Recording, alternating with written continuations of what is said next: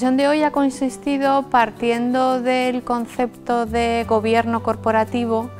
tratar cuál es la situación actual en relación a los conceptos de gobierno corporativo, gestión de riesgos y cumplimiento normativo. Y lo que hemos tratado son los distintos ámbitos que alcanza ese cumplimiento normativo, partiendo desde normas sectoriales o ámbitos sectoriales hasta llegar al que parece que tiene más gravedad en la actualidad y del que más se habla, que es el de la gestión de riesgos penales a consecuencia de la introducción en nuestro ordenamiento jurídico de la figura de la responsabilidad penal de la persona jurídica.